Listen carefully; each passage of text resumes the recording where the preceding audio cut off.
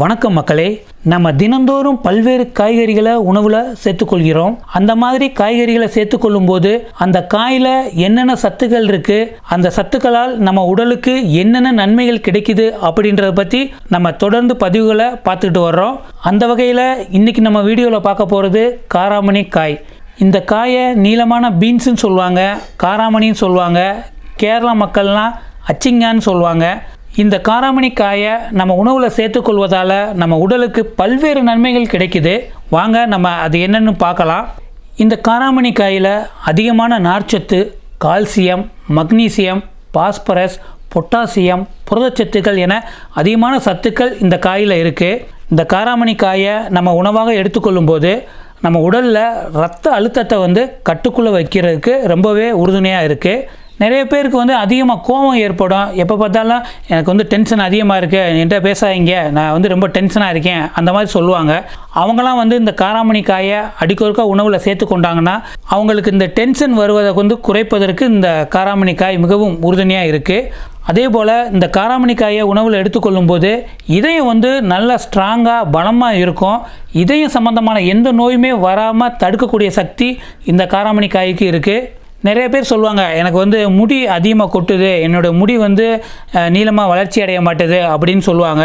அவங்கெல்லாம் இந்த காராமணி காயை அடிக்கொருக்கா உணவில் சேர்த்துக்கிட்டாங்கன்னா முடி வளர்ச்சிக்கு தேவையான புரதச்சத்து அதிக அளவில் இந்த காராமணி காயில் இருப்பதால் முடி நன்கு வளரும். அதே போல் இந்த காயை அடிக்கொருக்கா பொரியல் செய்து சாப்பிட்டிங்கன்னா தோல் சுருக்கம் ஏற்படாது. முதுமை போன்ற பிரச்சனைகளை தடுக்கக்கூடிய ஆற்றல் இந்த காராமணி காய்க்கு இருக்குது. இந்த காராமணி காயை நீங்கள் உணவில் சேர்த்துக்கொள்ளும் போது இதில் இருக்க வைட்டமின் சி உடலில் நோய் எதிர்ப்பு சக்தியை அதிகரிக்க உதவுது.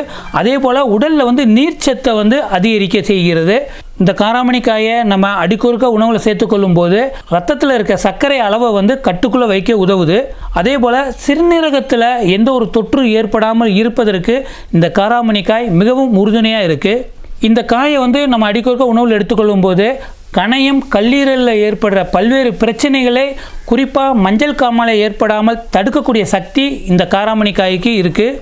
அதே போல் இந்த காயை உணவில் அடிக்கொருக்க எடுத்துக்கொள்ளும் போது பெருங்குடலில் ஏற்படுற அஜீரண கோளாறு மற்றும் வயிறு வலி போன்ற பிரச்சனைகள்லாம் குணப்படுத்தக்கூடிய சக்தி இந்த காராமணி காய்க்கு இருக்குது. இந்த காராமணி காயை அடிக்கொருக்கா உணவில் சேர்த்துக்கொள்ளும் போது உடல் சூட்டை குறைச்சிட்டு உடலை குளிர்ச்சியாக வைத்திருக்கிறதுக்கு இந்த காராமணி காய் மிகவும் உறுதுணையாக இருக்குது. நிறைய பேருக்கு பார்த்திங்கன்னா பசி இருக்கும், ஆனால் சாப்பிட முடியாது.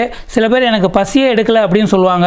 அப்படிப்பட்டவங்களாம் இந்த காராமணி காயை உணவில் சேர்த்து கொண்டாங்கன்னா பசியின்மை பிரச்சனையை சரி செய்து நன்றாக பசியை தூண்டக்கூடிய ஆற்றல் இந்த காராமணி காய்க்கு இருக்குது. உடலில் பித்தம், கபம் போன்ற பிரச்சனைகள்லாம் குணப்படுத்தக்கூடிய சக்தி இந்த காராமணி காய்க்கு இருக்குது.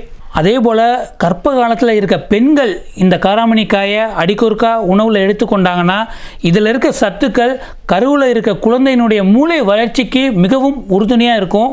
பொதுவாக நிறைய பேருக்கு இருக்க பிரச்சனை, எனது உடல் வெயிட் போட்டுருச்சு, உடல் பருமனாக இருக்குது அப்படின்னு நினைப்பாங்க. அவங்களாம் இந்த காராமணி காயை அடிக்கொருக்கா உணவில் எடுத்துக்கிட்டாங்கன்னா உடல் பருமனை கட்டுக்குள் வைக்கக்கூடிய ஆற்றல் இந்த காராமணி காய்க்கு இருக்குது. இந்த மாதிரி இந்த காராமணி காயை நம்ம உணவில் அடிக்கொருக்கா சேர்த்துக்கிட்டோம்னா நம்ம உடலுக்கு பல்வேறு நன்மைகள் கிடைக்குது. மக்களே, இந்த வீடியோ உங்களுக்கு பிடிச்சிருந்தா லைக் பண்ணுங்கள், உங்களுடைய கருத்துக்களை கமெண்ட் பாக்ஸில் தெரிவிங்க, உங்களுடைய நண்பர்களுக்கும் ஷேர் பண்ணுங்கள். நன்றி மக்களே.